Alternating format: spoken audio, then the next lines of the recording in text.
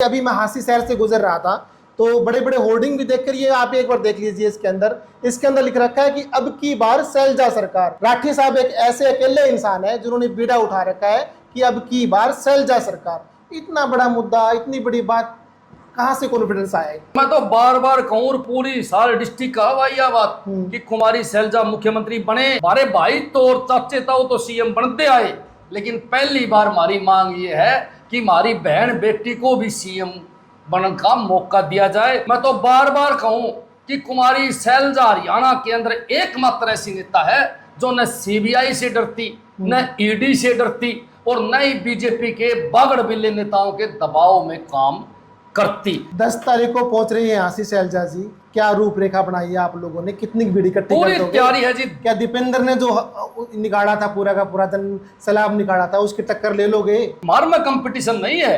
आप नु बताओ, खट्टर साहब से 5 गुना बड़ी करांगे, नायब सैनी से 10 गुना बड़ी करांगे। मैं तो बीजेपी वालों के साथ कंपटीशन करा। कांग्रेस पार्टी तो मिलजुल के लगी हुई है और सारी पार्टी एकजुट होकर इस बीजेपी का सुपड़ा साफ करने का काम करेगी हरियाणा के अंदर। ये ओवर कॉन्फिडेंस नहीं आ रखा आप लोगों ने?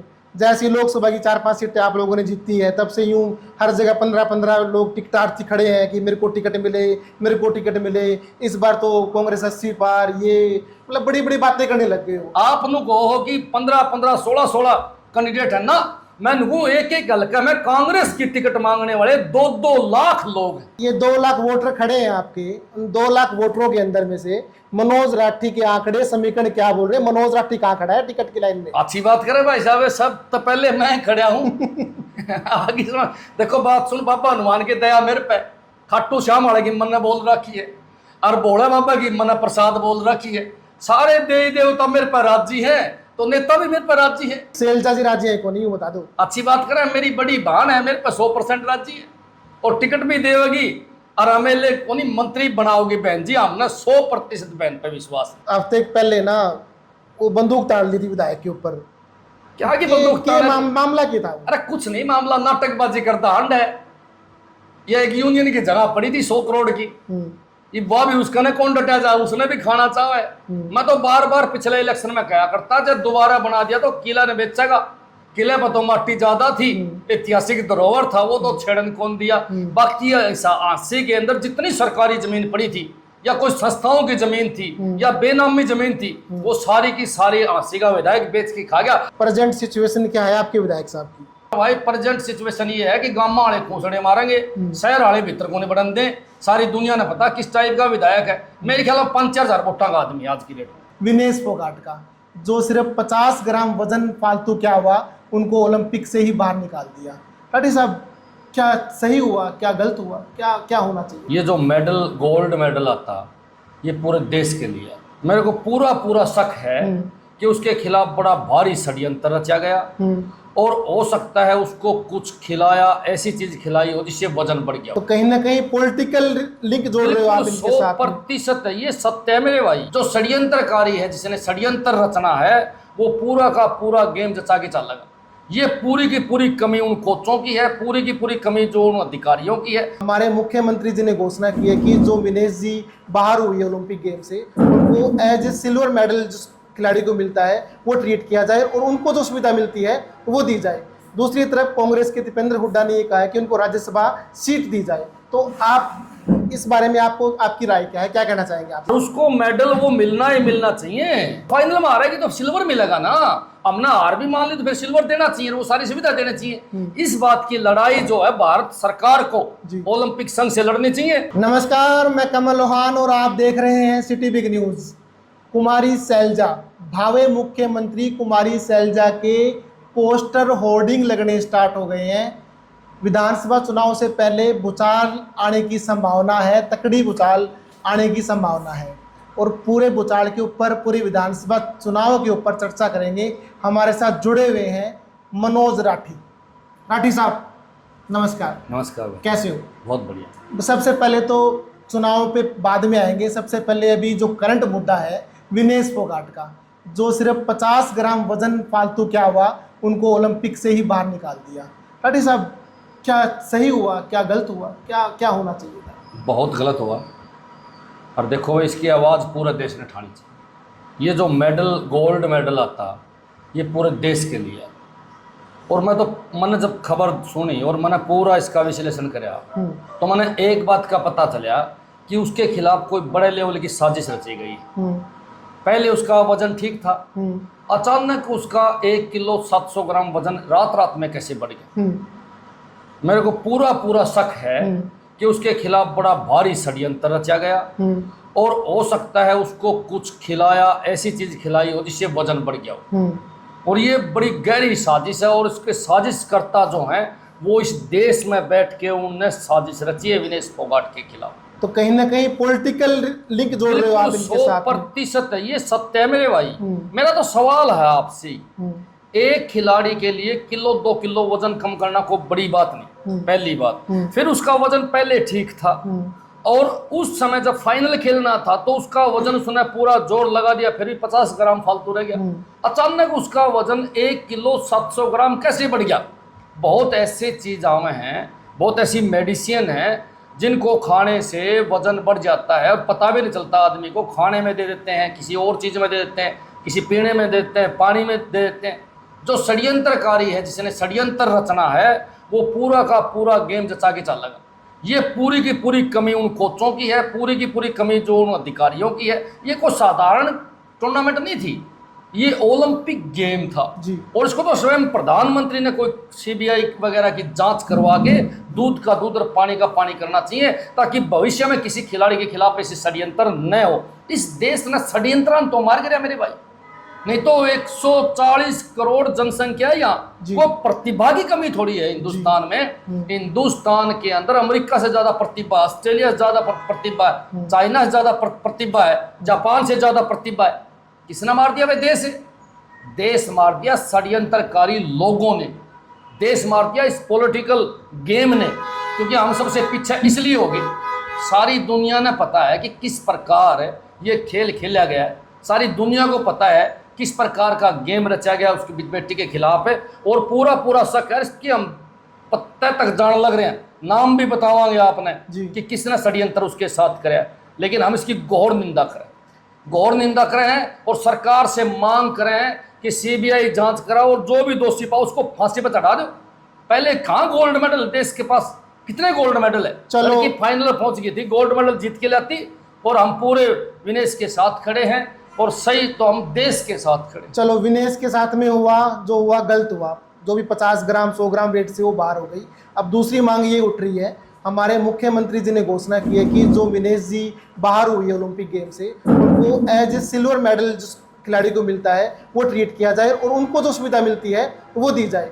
दूसरी तरफ कांग्रेस के दीपेंद्र हुड्डा ने ये कहा है कि उनको राज्यसभा सीट दी जाए। तो आप इस बारे में आपकी राय क्या है, क्या कहना चाहेंगे आप इस बारे में? देखो, मैं तो एक ही बात कहना चाहूँगा कि आज पूरा देश विनेश फोगाट के साथ खड़ा है जी, और उसको मेडल वो मिलना ही मिलना चाहिए।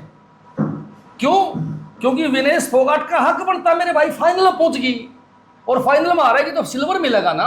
हम ना हार भी मान ली तो फिर सिल्वर देना चाहिए, वो सारी सुविधा देना चाहिए। इस बात की लड़ाई जो है भारत सरकार को ओलंपिक संघ से लड़नी चाहिए।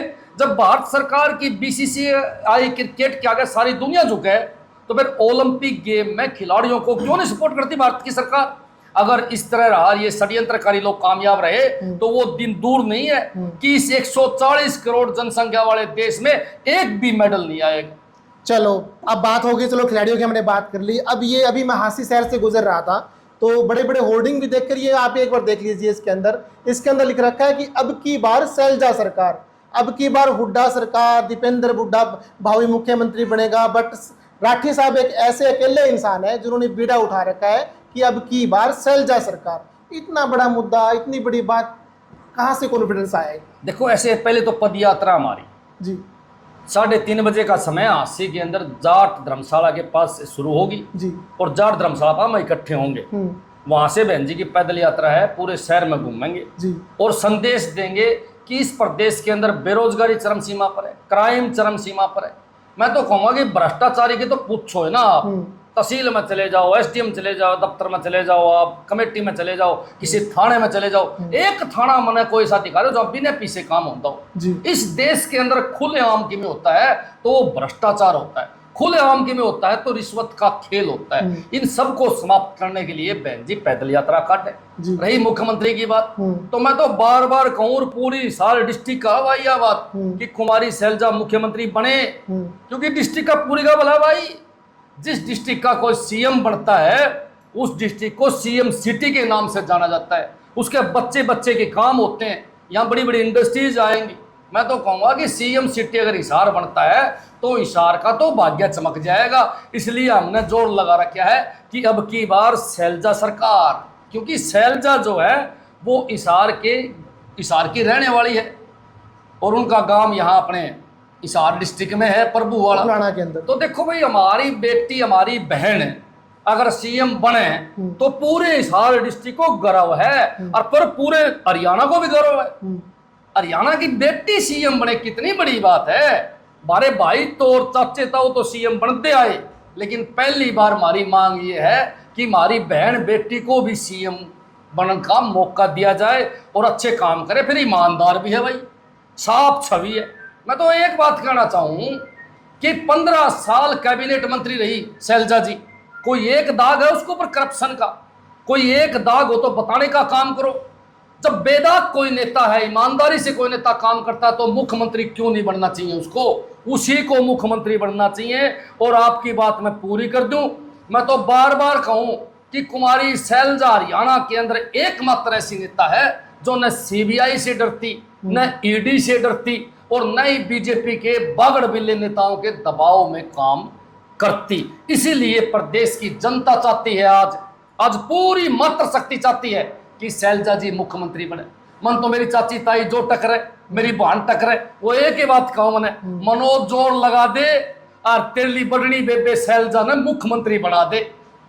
10 तारीख को पहुंच रही है आशीष सैलजा जी, क्या रूपरेखा बनाई है आप लोगों ने, कितनी भीड़ इकट्ठी पूरी तैयारी है जी। क्या दीपेंद्र ने जो निकाला था पूरा का पूरा जन सैलाब निकाला था उसकी टक्कर ले लोगे? ऐसे है, वो भी हमारा नेता है, दीपेंद्र हमारा नेता है, कांग्रेस का नेता है, सबको काम बांट के मिला हुआ है, सारे के सारे जुटे हुए फील्ड के अंदर। हमारे में कंपटीशन नहीं है। आप नु बताओ, खट्टर साहब से 5 गुना बड़ी करांगे, नायब सैनी से 10 गुना बड़ी करांगे। मैं तो बीजेपी वालों के साथ कंपटीशन करा, कांग्रेस पार्टी तो मिलजुल के लगी हुई है और सारी पार्टी एकजुट होकर इस बीजेपी का सुपड़ा साफ करने का काम करेगी हरियाणा के अंदर। ये ओवर कॉन्फिडेंस नहीं आ रखा आप लोगों ने? जैसी लोकसभा की 4-5 सीटें आप लोगों ने जीती है, तब से यूं हर जगह 15-15 लोग टिकटार्थी खड़े हैं कि मेरे को टिकट मिले, मेरे को टिकट मिले। इस बार तो कांग्रेस 80 पार, ये मतलब बड़ी बड़ी बातें करने लग गए हो और अभी तक टिकट का किसी को पता नहीं है कि टिकट किसको मिलने वाला है। आपको एक सत्य बताऊं, टिकट तो एक है और एक ही साथी को मिलेगी, लेकिन सारे के सारे साथी उसकी मदद करेंगे खुल के। आपको मैं जमा खुल के बताऊं, हम सारे के सारे कांग्रेसी एक है, कोई बहम ना पाड़ लियो। मैं तो एक बात कहूं, जिस साथी को भी टिकट मिलेगी वो साथी एक तरफा चुनाव लड़ेगा। हाँ, टिकट मिलने से पहले तो कंपटीशन कराएंगे भाई आपस में। हमने तो सारे के सारे मांगा भाई, आप नु कहो कि 15-15, 16-16 कैंडिडेट है ना, मैं नुकू एक एक हल्का में कांग्रेस की टिकट मांगने वाले 2-2 लाख लोग हैं।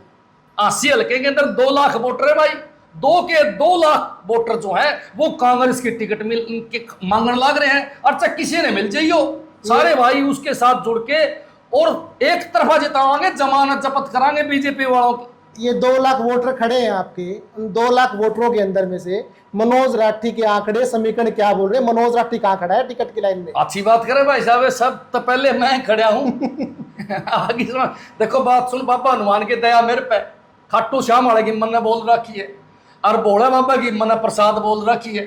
सारे देवी देवता मेरे पर राजी है तो नेता भी मेरे पर राजी है, और जिस पे देवी देवता राजी हो, जिस पे नेता राजी हो, उसकी टिकट कौन काटेगा भाई? सैलजा जी राजी है कौन, ये बता दो। अच्छी बात करें, मेरी बड़ी बहन है, मेरे पे 100% राजी है और टिकट भी देगी और एमएलए कोनी मंत्री बनाओगे बहन जी। हमने 100% बहन पे विश्वास है। आपके हांसी शहर का क्या हाल चाल है? हांसी शहर का बेरा है अपने, इब 4 बूंद पड़ जाओ जी, गोटा गोटा पानी खड़ा हो जाएगा।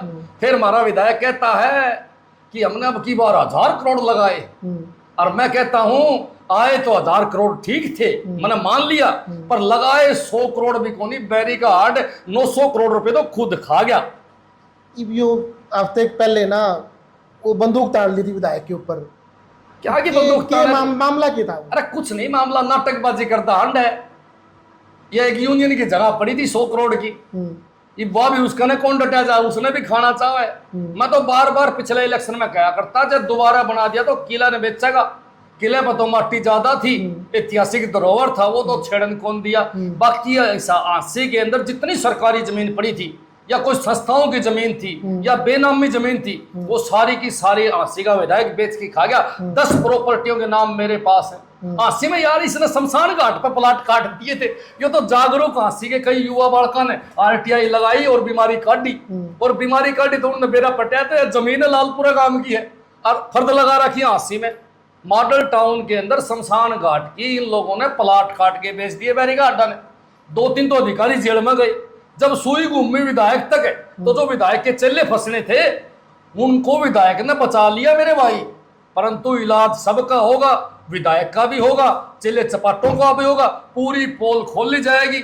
दुनिया में आंसी के विधायक से बड़ा भ्रष्ट और चोर विधायक हमने धरती पर देखा। इतना गंदा विधायक नहीं देखा हमने, कसम से भाई। भगवान जाने किस टाइप का आदमी है, पर बड़ा गलत आदमी है भाई साहब। पता नहीं धन के छाती में धर के ले जाएगा, लूट के भगा दिया सारा आंसी। प्रेजेंट सिचुएशन क्या है आपके विधायक साहब की? प्रेजेंट पे तो मैंने लग गया, हरियाणा तो डटे नहीं। जब मारा वर्ग के विधायक बन गए तो यो तने पावा नहीं। लिख ले मेरी बात, घना माल खा रखे है ना, जेल बाट देखा है इसकी, घने पंगे कर रखे हैं। CLU कांड का मामला भी कोर्ट में चलने लग रहा है।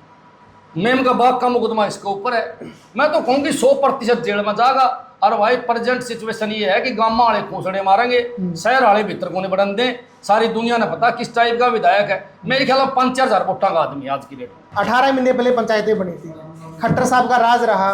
उस टाइम तक उनके बड़े लट्ठे पटे रखे, उनको आगे पीछे मतलब परेशान रखा उनको। जैसे नायब सरकार आई तो उनकी सारी मांगे ही मान ली, सारी बातें ही मान ली। तो क्या लग रहा है, चुनावी एजेंडा है या कुछ वाकई में सरकार अच्छा सोच रही है उनके बारे में?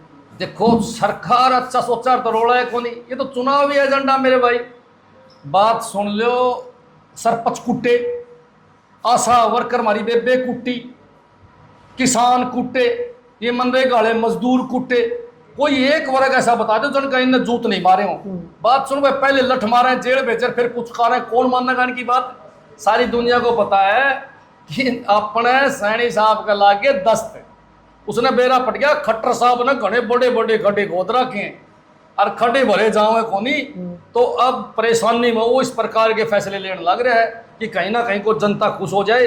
पर हरियाणा की जनता भाई खुश कोने और लठ बोले नहीं है, हर वर्ग याद कर रहा है और इलाज 100% इस बीजेपी सरकार का करेंगे। कांग्रेस इस बार कितनी सीटें जीतने वाली? 80 सीट ले जाएंगे भाई साहब, 80 सीट ले जाएंगे, कन्फर्म है।